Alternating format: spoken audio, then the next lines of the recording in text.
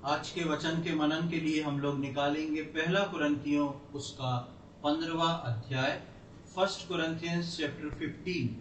पहला कुरिन्थियों उसका 15वां अध्याय और उसकी 33वीं आयत को हम पढ़ेंगे। First Corinthians chapter 15 verse 33। पहला कुरिन्थियों उसका 15वां अध्याय और उसकी 33वीं आयत वर्स 33। यहाँ पर इस प्रकार लिखा है, धोखा ना खाओ, धोखा ना खाना, बुरी संगति अच्छे चरित्र को बिगाड़ देती है। धोखा ना खाना, बुरी संगति अच्छे चरित्र को बिगाड़ देती है। पौलुस प्रेरित जो है कुरिन्थ की कलीसिया को एक पत्री लिख रहा है और इस पत्री में एकाएक एक बात ऐसी आती है जिसमें पौलुस प्रेरित कलीसिया के लोगों को, विश्वासियों को लिख रहा है। ये संसार के लोगों को, अविश्वासियों को नहीं लिख रहा है। पौलुस प्रेरित कलीसिया के लोगों को इस बात के लिए लिख रहा है कि धोखा ना खाना, बुरी संगति अच्छे चरित्र को बिगाड़ देती है। यदि हम कुरिन्थ की कलीसिया के बारे में देखें तो कुरिन्थ की कलीसिया आत्मिक रीति से बहुत आगे रहने वाली एक कलीसिया थी। कई नए विश्वासी आके जुड़ गए थे और बहुत मजबूत कलीसिया थी और उस समय में बहुत आगे रहने वाली एक कलीसिया थी। जब ये कलीसिया इकट्ठी होती, सब प्रकार के जो जो विधि विधान ठहराए हुए थे वो सारी चीजें होती, संगति करते, रोटी तोड़ते, प्रभु भोज में से भाग लेते, प्रार्थना करते, सारी बातें इनके बीच में हो रही थी। तब इन लोगों के जीवन में एक घटना घटती है और क्या होता है, जो उद्धार पाके विश्वास में आते हैं और जो पहले से परमेश्वर को जानते थे, यानी कि यहूदी लोग, वो प्रभु यीशु मसीह में पूरे नहीं आए थे और ये नए नियम की कलीसिया जो यीशु मसीह को उद्धारकर्ता के रूप में ग्रहण करके प्रभु के पीछे आना शुरू हो गई थी, कलीसिया में आने लगी थी, इनके साथ ऐसे यहूदी लोग भी थे जो कि उनमें से कुछ प्रभु यीशु मसीह को जान गए थे। लेकिन कुछ जो प्रभु यीशु मसीह को जान गए थे वो ऐसी बातों को वहां पर फैला रहे थे कलीसिया में कि पुनरुत्थान नहीं होगा, यानी कि आप मर जाओगे तो उसके बाद जिस दिन प्रभु यीशु मसीह आएगा, आखिरी तुरी बजेगी और मुर्दे जी उठेंगे, ऐसा कुछ नहीं होगा। जानने वाले ये भी परमेश्वर को थे, प्रभु यीशु मसीह को मानते थे, लेकिन पूरी तौर से नहीं मानते थे। और जब ऐसी बातें हुई तो जो उद्धार में विश्वासी आए थे वो बड़ी गफलत में पड़ गए कि कैसी बात है, और बहुत सारे जो थे उस कारण से भटक भी गए। उन लोगों को, कलीसिया की उस स्थिति पर पौलुस प्रेरित जब पत्र लिखता है तो वहां पर उस बात को लिखते लिखते पौलुस प्रेरित बोलता है, धोखा ना खाना, धोखा ना खाना, क्योंकि बुरी संगति अच्छे चरित्र को बिगाड़ देती है। पौलुस ने जो बात बोली थी ये विश्वासियों के लिए बोली थी कि यदि तुम्हारी संगति हो तो उद्धार पाए हुए सही विश्वासी के साथ हो, ताकि तुम समझ सको कि प्रभु की बुलाहट, प्रभु की बातचीत, प्रभु का व्यवहार कैसा है। अन्यथा एक समय ऐसा आएगा कि तुमको पता नहीं पड़ेगा कि तुम्हारा चरित्र तक इससे बिगड़ जाएगा। अब ये बात जो है दो बातों में लागू होती है विश्वासियों के लिए, उनके जीवन के लिए। पहली बात कलीसिया में और दूसरी बात व्यक्तिगत जीवन में। हर कोई कलीसिया या हर कोई मसीह को देखकर धोखा ना खाए।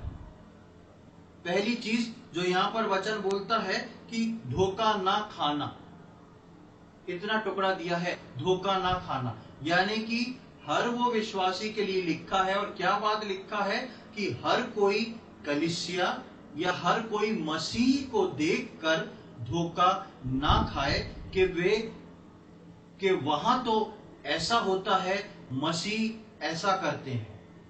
कई बार मसीह में आने के बाद क्या होता है कि हम बहुत सारे मसीहों से इन्वॉल्व भी रहते हैं, अच्छी बात है, उसमें कोई उनसे दूरी बनाने की बात नहीं है।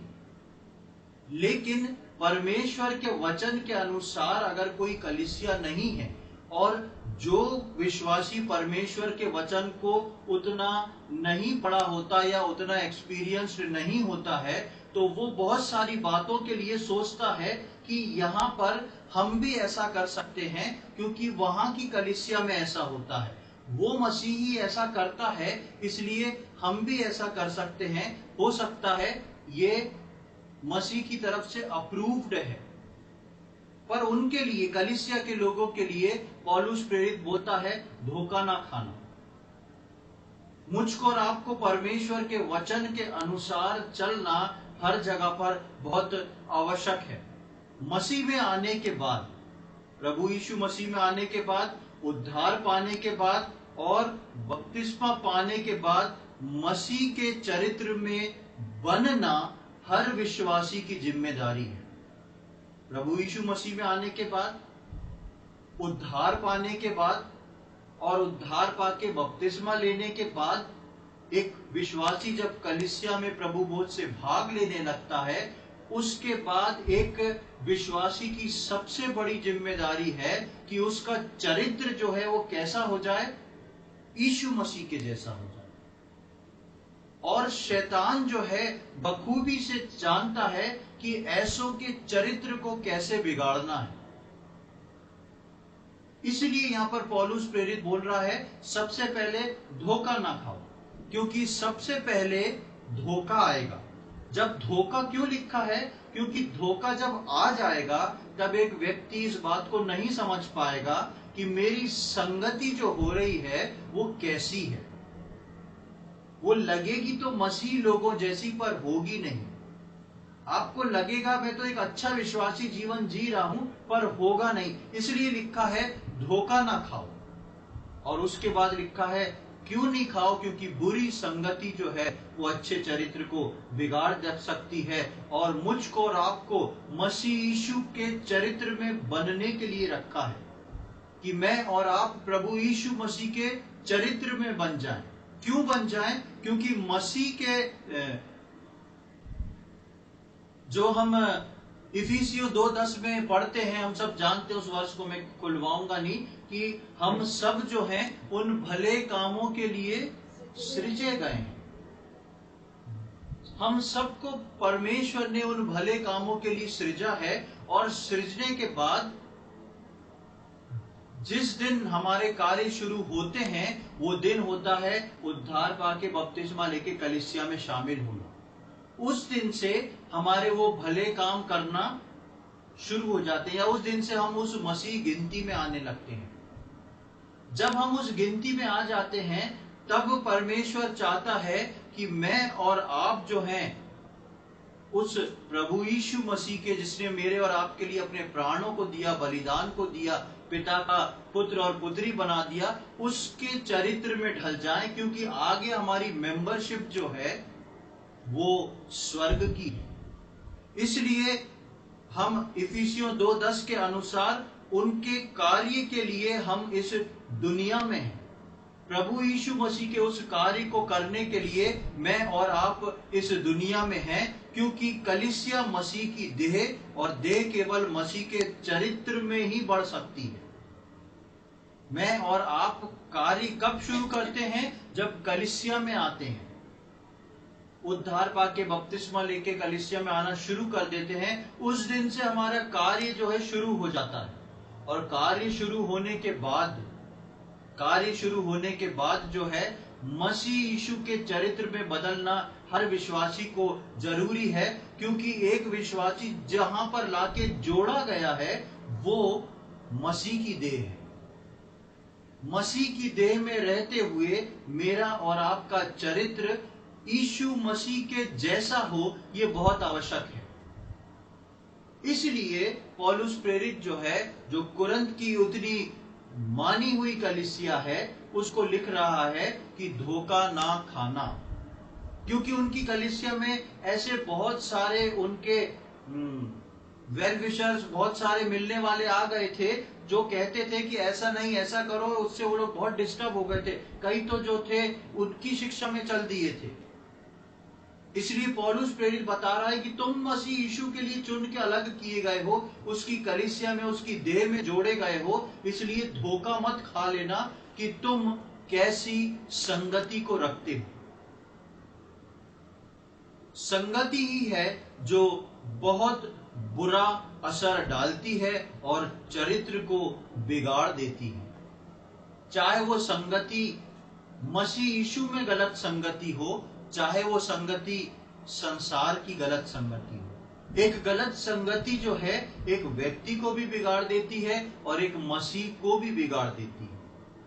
जब संगति की बात हम करते हैं तो हम उद्धार पाने के बाद भी हम रहते इसी संसार में। ये तो मसीही संगति, कलीसिया संगति की बात मैंने बताई आपको पहले।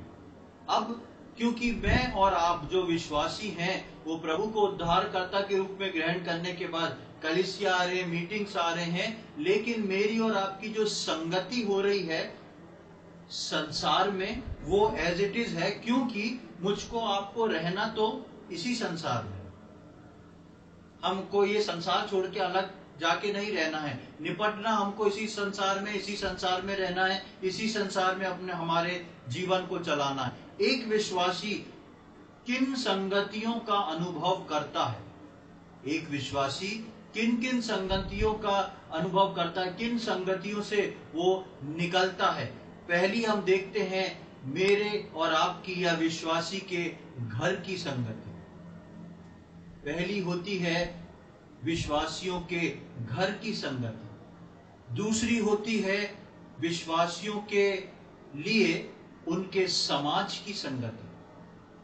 तीसरी होती है हमारे कार्य क्षेत्र की, हमारे ऑफिस की, बिजनेस की संगति। और चौथी होती है हमारे जो मित्रगण हैं, हमारे जो फ्रेंड्स हैं, उनके साथ संगति। ये चार प्रकार की संगतियों में एक विश्वासी को हर रोज इन चारों में से एक ना एक के बीच वो हमेशा रहता है। इन चारों संगतियों में से एक ना एक संगति के बीच में वो हमेशा रहता है। ये चार संगति जो है, घर की संगति, समाज की संगति, ऑफिस की या हमारा कार्य क्षेत्र या बिजनेस का क्षेत्र वहां की संगति, और हमारे मित्रगण इनकी संगति, ये संगति मेरे और आपके जीवन में कैसी है, इस पे सोचना और विचार करना बहुत आवश्यक है। क्योंकि पौलुस प्रेरित जो है वो इस बात को बोलता है कि धोखा ना खाना, ना कलीसियाई संगति में, ना संसार की संगति में। क्योंकि बुरी संगति जो है वो अच्छे चरित्र को बिगाड़ देती है।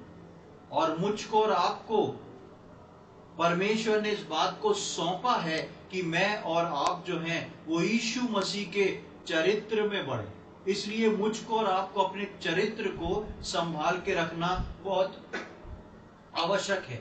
हम इनसे अलग नहीं हो सकते। किन से? ये चार संगति जो संसार की है, हम इनसे अलग नहीं हो सकते, लेकिन इनमें रहकर भी अलग रहना ही मसीह चरित्र का निर्माण करना है। समझ रहे हैं आप बात को? इन चार संगति, घर के लोगों की संगति, समाज की संगति, हमारे कार्य क्षेत्र की, ऑफिस की संगति, और हमारे व्यक्तिगत दोस्तों की संगति, इन चारों संगति के अंदर ही हमको अपनी पूरी जिंदगी काटना है।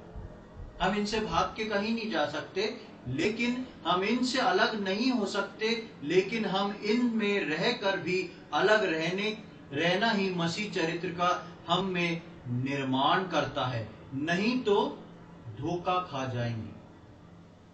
इन चारों संगति में रहते हुए भी ना रहें, तब हमारा मसीह चरित्र का निर्माण होता है, नहीं तो मैं और आप जो हैं वो धोखा खा जाएंगे।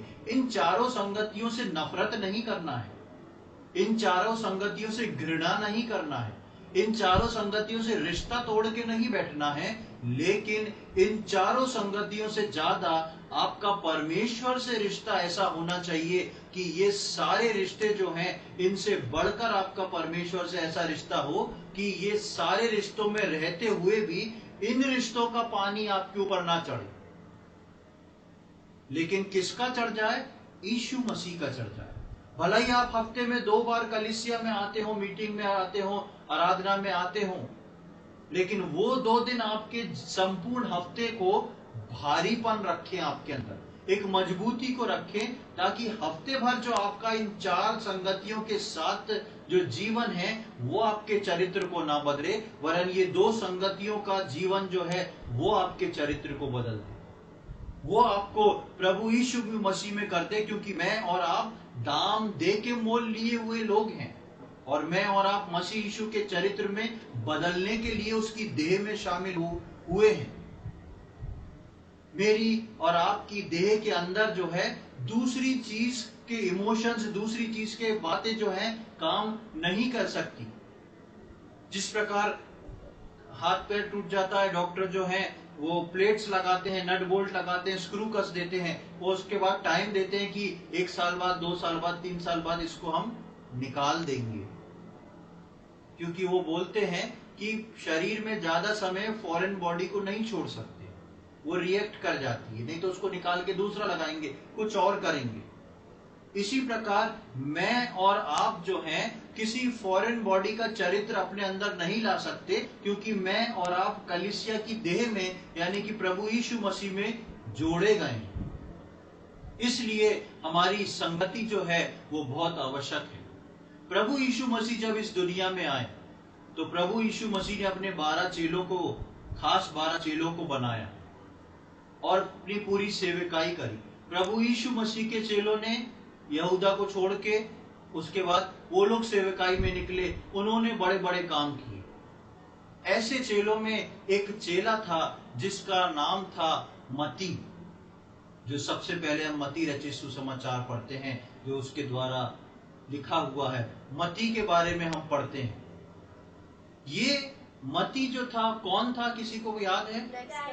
हाँ, सबको टैक्स का क्या बात है, अभी अपने मार चल रहा है इसलिए टैक्स रटा है क्या? ये मती जो था वो एक टैक्स कलेक्टर था, और आप इसको अगर वचन में देखेंगे तो मती रचित सुसमाचार में इसका नाम लिखा है, और मरकुस और लूका में इसका नाम नहीं लिखा है, लेकिन वहां पे कुछ और लिखा है। वो किसी को याद है? वहां पे भी टैक्स कलेक्टर लिखा है, लेकिन वहां पर लेवी करके लिखा हुआ है। किसी को याद आया? तो ये जो था मती जो था वो एक ऐसा प्रभु यीशु मसीह का चेला है जिसको यीशु मसीह जब आते हैं तो उस टैक्स कलेक्शन ऑफिस से पकड़ लेते हैं। उसको हम देखेंगे मती रचित सुसमाचार उसका 9वां अध्याय, उसकी 9वीं और 10वीं आयत, मैथ्यू चैप्टर 9 वर्स 9 and 10।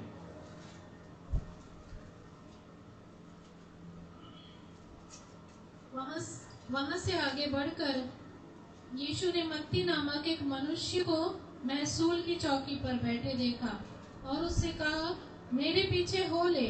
वह उठकर उसके पीछे हो लिया। जब वह घर में भोजन करने के लिए बैठा तो बहुत से महसूल लेने वाले और पापी आकर यीशु और उसके चेलों के साथ खाने बैठे। हाँ, यहाँ पर हम देखते हैं जहाँ पर उसके विषय में लिखा हुआ है, तो वहां पर यीशु मसीह आते हैं और वहां पर यीशु मसीह आके उसको महसूल लेने की चौकी पे वहां पर टैक्स के उसमें देखते हैं और वहां से उसको बुला लेते हैं और वो सब कुछ छोड़ के यीशु मसीह के पीछे चल देता है। जिस समय में प्रभु यीशु मसीह इस दुनिया में आए थे उस समय ये टैक्स कलेक्टर जो थे सबसे बदनाम लोगों में आते थे। उस समय का कुछ रिवाज रहा होगा, क्योंकि ये लोग बहुत ही धोखाधड़ी से लोगों से पैसा छीनते थे, लेते थे, नहीं इतना देना है, ऐसा करना है, वैसा करना है। तो जब यीशु मसीह वहां से निकलता है तब ऐसे ही एक टैक्स कलेक्टर को देख लेता है और उसको बुला लेता है, और जब उसको बुला लेता है, वो प्रभु यीशु मसीह के पीछे आ जाता है और आके हम देखते हैं कि एक भोजन हो रहा है वहां पर। हम 10वीं आयत में पढ़ते हैं, जब वो घर में भोजन करने के लिए बैठा तो बहुत से महसूल लेने वाले और पापी आकर यीशु और उसके चेलों के साथ खाने बैठे। किसका घर था ये? किसके घर में बैठे? कुछ लिखा है क्या? पर वो मती का घर था। आप अगर आप अपने लिए नोट कर लें, मरकुस उसका दूसरा अध्याय उसकी 15वीं आयत में आपको मिल जाएगा कि वो उसके घर गया था। मरकुस 2:15 में वहां पे उसका दूसरा नाम भी मिल जाएगा आपको। और वहां पर जो था वो मती के घर ही गया था। जब मती के घर जाता है तो अब मती के घर में उसके रिश्तेदार, उसके मिलने वाले, उसके फ्रेंड सर्कल के सारे लोग आके इकट्ठे हो जाते हैं और उनकी उपाधि वहां दी हुई है। कैसे लोग हैं वो लोग? कैसे लोग हैं? हाँ, वहां पे जितने खाने पे आके बैठे थे वो सब लिखा है, बैठे तो बहुत से महसूल लेने वाले और पापी आकर यीशु के पास बैठे। मतलब पापी और महसूल लेने वालों को दोनों को इक्विवेलेंट करके रखा है वहां पर, क्योंकि वो बहुत बदमाशी में आगे थे उस वक्त, महसूल लेने वाले, टैक्स लेने वाले। तो अब मती उद्धार में आ गया, लेकिन अब आके पहला दिन है, उसको अपनी खुशी जाहिर करना है, तो आएंगे तो सभी उसके दोस्त ही वही हैं। अब कहां से वो उद्धार पाए हुए ले आए? यीशु मसीह के चेलों को बुला लिया, यीशु मसीह को बुला लिया और कोई भी आया बोल। लेकिन जो भीड़ उसके साथ अब तक रही है, उसको खुशी तो उनके साथ बांटना पड़ेगी ना। उसने उन सबको बुला लिया, उन सबको बुला लिया, खाना पीना हो गया। वहां पे लोगों ने बोला कि अरे यीशु मसीह तो ऐसे लोगों के साथ बैठता है, तो यीशु मसीह ने उनको जवाब भी दे दिया। वो सारी बातें पूरी हो गई। हमारा मनन उसके ऊपर नहीं है। मैं आपको बताना चाहता हूं कि जो मती है, आप एक बार बाइबल में इसको देखेंगे कि जिस दिन यीशु मसीह ने इसको चुन के निकाला, उस दिन ये अपने घर में जो भोजन करता है, उस दिन ये अपनी पुरानी संगति में दिखता है। और दिखता भी इसलिए नहीं कि कुछ उनके साथ मजे कर रहा है। वो, मैं ऐसा सोचता हूं कि वो चाहता होगा कि जिस प्रकार मेरे अंदर काम हुआ, मेरे ये दोस्त, मेरे घराने, रिश्तेदार, ये लोग भी आज यीशु मसीह से सुन लें कुछ, इसलिए शायद वो उन सबको इनवाइट कर लिया होगा। लेकिन ये संगति जो मती के जीवन में थी, वो सिर्फ एक दिन की थी। उसके बाद मती का सही जीवन शुरू होता है। और आप वचन में मती के लिए बड़ी, अगर आप उसको सही तरीके से मेडिटेट करेंगे तो मती के बारे में आपको बहुत सुंदर बातें पता पड़ेंगी। मती जो था एक बहुत साइलेंट और सिंसियर डिसाइपल था। मती जो था बहुत ही साइलेंट और सिंसियर डिसाइपल था। मती का नाम आप ज्यादा जगह पे या बाइबल में ज्यादा नहीं पढ़ेंगे। हर जगह पे प्रभु यीशु मसीह जहां जा रहा है प्रार्थना करने, उधर जा रहा है, तो अक्सर आप जो है याकूब, यूहन्ना, पतरस को ले गया, यही दिखेगा आपको। या इसने ऐसा बोला, वैसा बोला। मती ने क्या बोला यीशु मसीह को, यीशु मसीह ने मती को क्या बोला, आप कहीं नहीं पढ़ोगे। बहुत ही साइलेंट और बहुत ही सिंसियर डिसाइपल था मती। उसके बाद हम देखेंगे कि आप बाइबल में पढ़ोगे तो आपको कहीं पर भी मती कोई आश्चर्य कर्म करता नहीं दिखेगा। जैसे पतरस ने कर दिया, मती कहीं करता हुआ नहीं दिखेगा। ना ही मती के सामने बहुत सारे आश्चर्य कर्म हुए होंगे, लेकिन मती ऐसा कोई भी आश्चर्य कर्म नहीं करता, कोई भी ऐसी बात नहीं बोलता कि ना उसके साथ हुआ ना कुछ हुआ। ना मती जो है, जैसे पतरस के लिए पढ़ते हैं कि वो पानी पे चल दिया, यीशु मसीह ने बोला तो उसने कहा मैं, अगर आप कहें तो आने को बोले, वो भी चल दिया। जब यीशु मसीह गतसमनी के बगीचे में थे, आखिरी समय में प्रार्थना करके उठे, तो जब फौज आ गई उनको पकड़ने, तो पतरस ने तलवार खींच के एक का कान काट दिया। ऐसे ही कई चीजों को हम देखते हैं। दूसरे चेलों के नाम आप देखेंगे, लेकिन मती को आप बिल्कुल साइलेंट देखेंगे। उसने इन बातों को लिख दिया, उसने इन बातों को लिख दिए। अब मती जो था वो उसके बाद से कभी दिखाई नहीं दिया। दिखाई नहीं दिया मतलब कि बाइबल में खुल के वो सामने नहीं आया। लेकिन उसने जब अपनी संगति हटाई और वो प्रभु यीशु मसीह के पीछे इस प्रकार से चलता रहा, तो वो कुछ और बन के निकला। यानी कि जरूरी नहीं कि एक विश्वासी के अंदर आश्चर्य कर्म का जीवन हो। जरूरी नहीं है कि एक विश्वासी की सारी प्रार्थनाओं का उत्तर उसको मिल रहा हो। जरूरी नहीं है कि एक विश्वासी का बहुत ज्यादा नाम हो रहा हो। मैं और आप हो सकता है मती के समान एक साइलेंट विश्वासी हो, पर सिंसियर विश्वासी हो। और मती ने जो थी अपनी संगति को जो था बखूबी से बांध के रखा।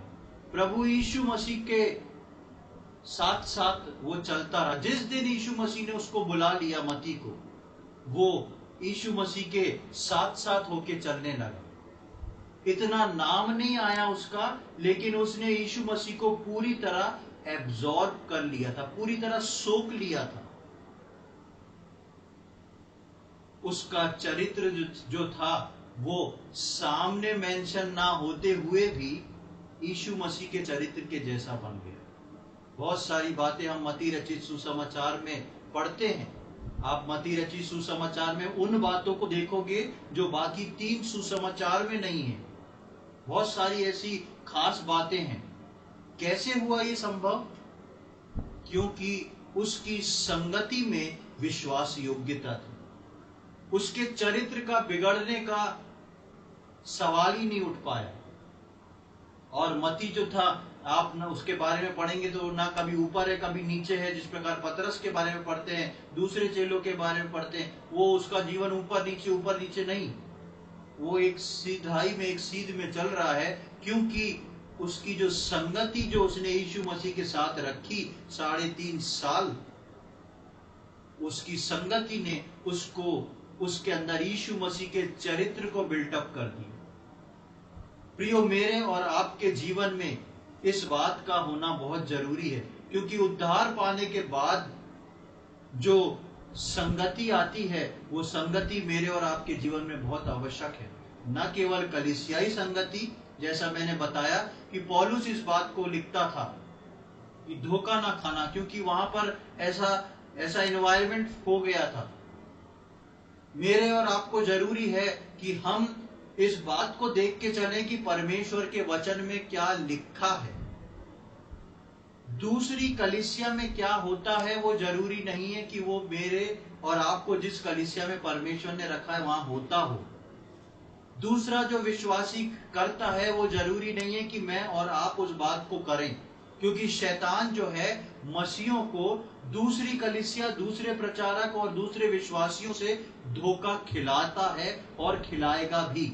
उसने नए नियम की कलीसिया जो शुरू हुई थी वहां पे धोखा खिलाया, जिसके कारण से पौलुस प्रेरित जो है कलीसिया को लिख रहा है, नए नियम के विश्वासियों को लिख रहा है, धोखा ना खाना।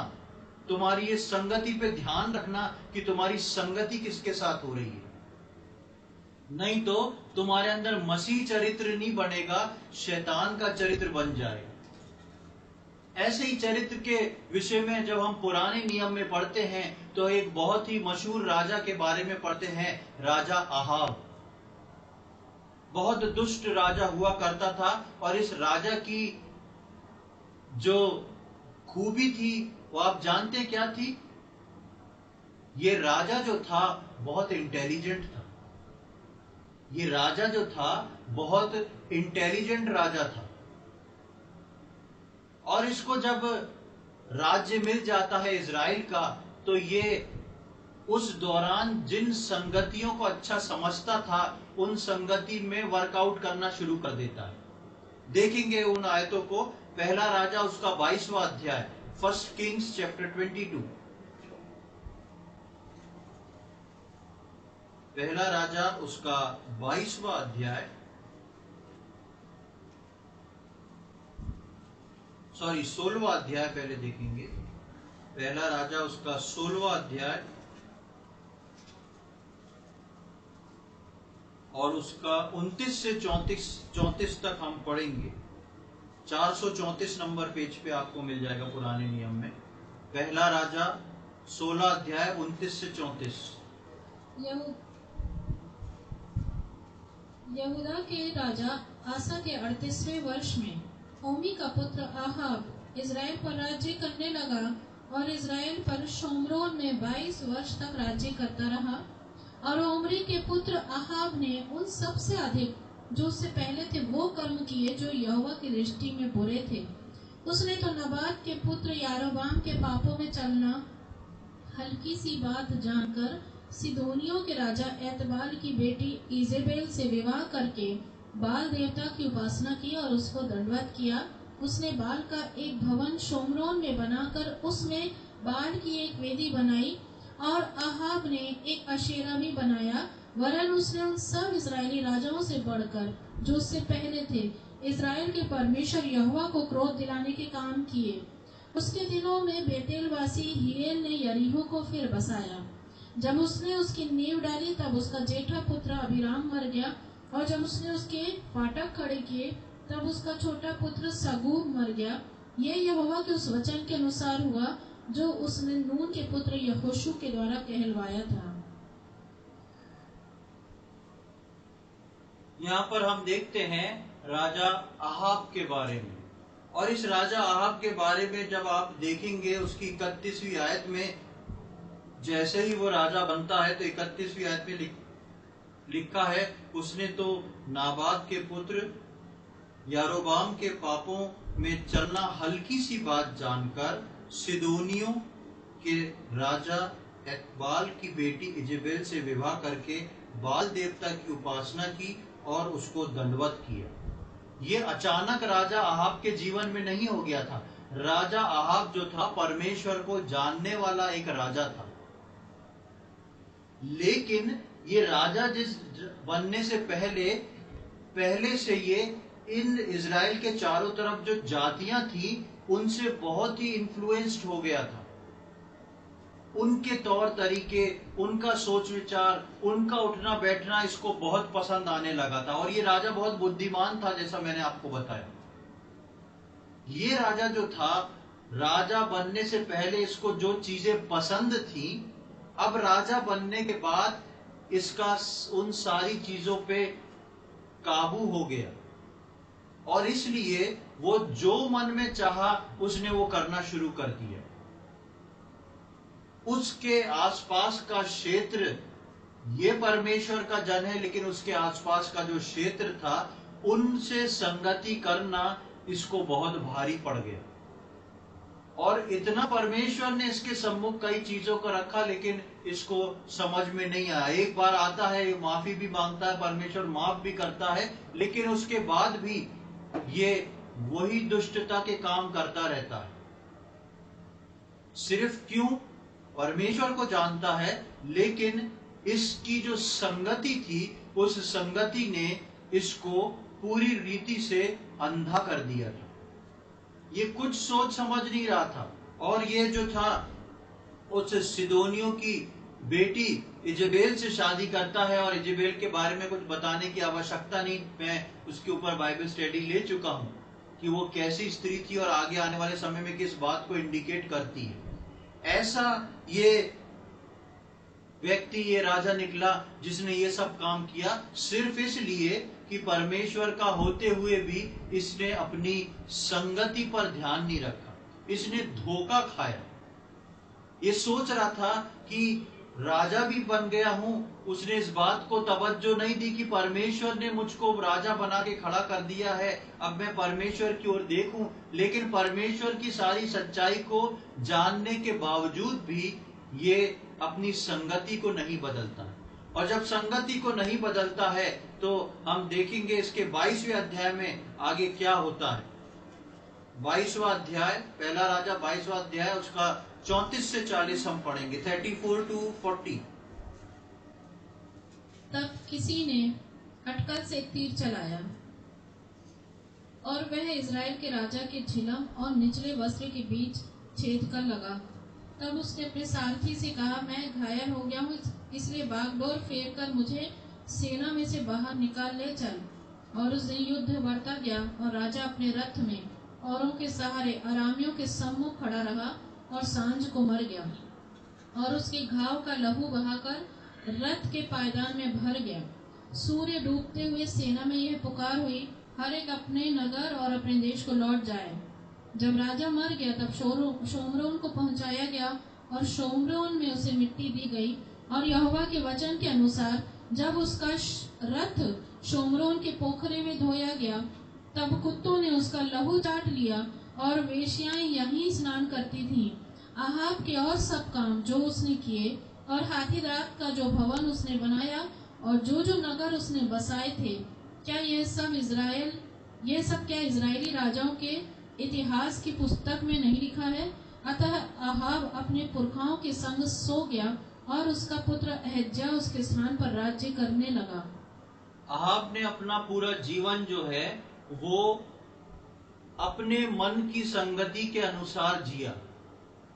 और क्या सोचता था, क्योंकि उसके हाथ में पावर था, वो एक राजा था, वो सोचता था कुछ नहीं होएगा, मैं सब संभाल लूंगा, मैं सब देख लूंगा। लेकिन आखिरी समय जब आहाब का आता है, एक युद्ध से वो वापस लौट रहा है, वहां पर भेष बदल के जाता, वहां से वापस लौटता, और हम वहां देखते हैं 34वीं आयत में, तब किसी ने अटकल से एक तीर चलाया। यूं ही एक तीर चला दिया किसी ने, कोई सैनिक ने उस युद्ध के मैदान में ऊपर हवा में ऐसी तीर को छोड़ दिया उसने धनुष से खींच के, और वो तीर जाके कहां लगा?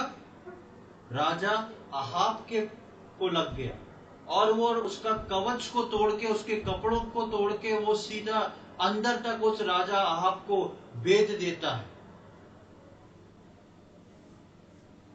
जब परमेश्वर कार्य करता है तब कोई भी कवच जो है वो रोक नहीं पाता। आहाब ने जिस संगति को पाके जिन बातों को बोया था, उस संगति का तीर एक दिन छूटना जरूर था। और जिस दिन वो तीर छूटा, किसी ने निशाना नहीं लगाया आहाब पे, एक सैनिक ने यूं ही अटकल में यूं ही ऐसे भी छोड़ दिया तीर, और देखें कि वो तीर जो है जाके आहाब में घुस जाता है। आहाब की मृत्यु हो जाती है। वो रथ पे चल के अपने सारथी से बोलता, जल्दी चलो जल्दी चलो, रथ पे मर जाता है। रथ पे उसका खून बह जाता है। जब रथ को जाके धोया जाता, उसके पायदान तक जो खून बहता है, उस पे कौन आके चाटते हैं? उसके लहू को कुत्ते आके चाट रहे हैं। परमेश्वर को जानने वाला एक व्यक्ति की मृत्यु ऐसे हो रही है, और उसके लहू को आके कुत्ते चाट रहे हैं। इसलिए पौलुस बोलता है, सावधान रहो। बुरी संगति जो है वो अच्छे चरित्र को बिगाड़ देती है। आहाब का चैप्टर खत्म हो गया। वहां पर उसने अपनी संगति पे ध्यान नहीं दिया। हम अभी देख रहे थे मती के बारे में। मती का एक ही जिक्र है कि जिस दिन उसका उद्धार हुआ, जिस दिन प्रभु यीशु मसीह ने उसको बुलाया, बेचारे ने एक ही दिन पार्टी दी बस, उसके बाद कुछ नहीं। लेकिन उसके बाद एक बहुत ही ठोस, बहुत ही गंभीर एक सुसमाचार को उसने लिख डाला, जिसको दुनिया सुन के, दुनिया पढ़ के उद्धार के अनुभव में आ रही है। आज तक उसका काम रुका नहीं है। बेशक मती के जीवन में कोई आश्चर्य कर्म नहीं हुआ, बेशक मती जो है पानी के ऊपर नहीं चला, बेशक मती ने किसी को चंगा नहीं करा, लेकिन मती ने जो काम किया, उसके मरने के 2022 साल बाद भी वो काम कंटिन्यू है, चल रहा है। मती रचित सुसमाचार के 24वें अध्याय से जब आप आगे को पढ़ेंगे, उसके 28वें अध्याय तक वो बातें और वो गूढ़ चीजें लिखी हैं प्रभु यीशु मसीह के आगमन के बारे में, जो बाइबल में किसी ने नहीं लिख पाया, पौलुस नहीं लिख पाया। पतरस जो प्रभु यीशु मसीह के सामने पानी पे चला, जिसने लोगों के ऊपर अपने रुमाल डाल के अपनी परछाई से लोगों को चंगा कर दिया, वो गंभीर बातें जो मती ने लिखी वो कोई नहीं लिख पाया। क्यों? क्योंकि मती ने जिस दिन वो बाहर निकला था उसने अपनी संगति को छोड़ दिया था, यीशु मसीह को अपनी संगति कर लिया था। और मती रचित सुसमाचार आज भी बोल रहा है, आज भी काम हो रहा है। प्रियो, कुछ ना होते हुए भी मती जो है आज जिंदा है, और आहाब सब कुछ होते हुए, इजराइल का राजा होते हुए भी आज मर चुका है। और उसको कैसे याद किया जाता है कि वो एक पापी मनुष्य था, उसने अन्य जातियों के साथ संगति करी, और उसके बारे में लिखा है उसने उससे पहले जो लोग थे उनके पाप जो वो करते थे उनको करना हल्की बात जाना। उसने सोचा मैं इससे बड़ा कुछ करके दिखाऊंगा, और उसके लहू को कुत्ते चाट के चले गए। पौलुस इसलिए बोलता है सावधान हो जाए। प्रियो, मेरे और आपके जीवन में हमारी संगति कैसी है, इस बात को सोच के देख लें। आत्मिक संगति भी, और जो सांसारिक है जिसमें मैंने घर का परिवार के लोग, जहां हम काम करते हैं वहां के लोग, हमारे समाज के लोग, और हमारे मित्रगण, हमारे फ्रेंडशिप जितनी है, इन 4 लोग, ये 4 संगतियां जो हैं, बेशक इन संगतियों से बाहर नहीं निकलना है, लेकिन ये संगतियों को अपने ऊपर हावी नहीं होने देना है। हमको रह के, क्योंकि हम इस दुनिया में रह रहे हैं, हमको इन्हीं संगतियों में रह के अब जीवन को पार करना है। मती जो था वो दुनिया छोड़ के नहीं चला गया, मती ने उसी दुनिया में रह के काम किया, और इस बात को करके बताया कि यदि मनुष्य चाहे तो वो भली संगति को रख के, भले कामों को करके परमेश्वर के, प्रभु यीशु मसीह के चरित्र को अपना सकता है, पूरा कर सकता है। प्रियो, हमारी संगति आज किसके साथ है, हम इसको एक प्रश्न चिन्ह, एक क्वेश्चन मार्क लगा के सोच के देखें। मैं और आप जो सुबह से रात तक जो समय बिताते हैं, वो कौन सी संगति में समय बिता रहे हैं? संसार में रहकर भी क्या हम संसार की संगति से अलग हैं? घर के लोग, ऑफिस, समाज, फ्रेंड, हमारे जीवन में आज किसका असर मुझको और आपको अपने जीवन में ज्यादा दिखता है? क्या हमारी सोच जो है हमारे ऑफिस में काम करने वाले लोगों की सोच के समान तो नहीं हो गई? क्या हमारा रवैया, हमारा सोच विचार हमारे घर में वो लोग जो जिन्होंने प्रभु को नहीं जाना है उनके समान तो नहीं हो गई? हमारे समाज के समान तो नहीं हो गई? क्या घर के, ऑफिस के लोग जो काम करते हैं, क्या मैं भी वही काम तो नहीं कर रहा? संसार के लोग जिन कामों को कर रहे हैं, क्या मैं भी वही काम तो नहीं कर रहा? क्योंकि फैशन है, उस फैशन के अनुसार मैं उन्हीं कामों को करने तो नहीं लगा जैसा आज के लोग पसंद करते हैं। क्या मैं खुद उन बातों को करना पसंद तो नहीं करने लगा? मेरे और आपके लिए ये जरूरी है। ये जो संगति शैतान लाता है, ये दबे पांव आती है, पता नहीं पड़ती है। और पता कब पड़ती है? जब मेरे और आपके अंदर शैतान का चरित्र बन चुका होता है, मेरा और आपका चरित्र जो है बिगड़ चुका होता है। सभा उपदेशक में हम पढ़ते हैं कि छोटी सी चीज जो है वो बुराई की जड़ बन जाती है। एक मरी मक्खी जो है वो गंदी के तेल को जो है खराब कर देती है। एक छोटी सी चीज जो है वो मनुष्य के जीवन को बर्बाद कर सकती है। परमेश्वर चाहता है, पौलुस के द्वारा परमेश्वर ने अपने वचन में इसलिए लिखवाया, क्या? सावधान रहो। परमेश्वर के लोगों को, कलीसिया के लोगों को सावधान रहना बहुत जरूरी है, क्योंकि हम संभले नहीं तो बहुत गड़बड़ हो जाएगी। इसलिए परमेश्वर का वचन बोलता है संभल जाएं, सोच लें, क्योंकि धोखा ना खाओ, बुरी संगति अच्छे चरित्र को बिगाड़ देती है। मैं और आप प्रभु यीशु मसीह का चरित्र बनाने के लिए कलीसिया में जुड़े हैं। ऐसा ना हो कि प्रभु के आगमन से पहले शैतान आके हमारा चरित्र बना के चला जाए, और जब हम प्रभु यीशु मसीह के सामने खड़े हों उसके आगमन पर, तो हमारी सेवा अधूरी रह जाए, हमारे कार्य अधूरी रह जाए। शैतान बहुत सारी चीजों को इन 4 संगतियों के द्वारा मेरे और आपके जीवन में लाएगा। घर की संगति, ऑफिस की संगति, समाज की संगति, फ्रेंडशिप की संगति, इन चारों संगतियों से बहुत सारा प्रेशर हमारे ऊपर लाएगा कि हम बदल जाएं। लेकिन सावधान रहें, परमेश्वर का वचन बोलता है सावधान रहें। कलीसिया को लिखता है पौलुस, सावधान रहें, क्योंकि बुरी संगति अच्छे चरित्र को खराब कर देती है, बिगाड़ देती है। प्रभु हम में से प्रत्येक की सहायता करे कि आगे आने वाले समय में हम सावधानी के साथ चलते हुए, इस संगति को सही रीति से लेते हुए, समझदारी से लेते हुए, प्रभु की इच्छा को पूरी करते हुए अपने जीवन में हम प्रभु यीशु मसीह के चरित्र का निर्माण कर ले।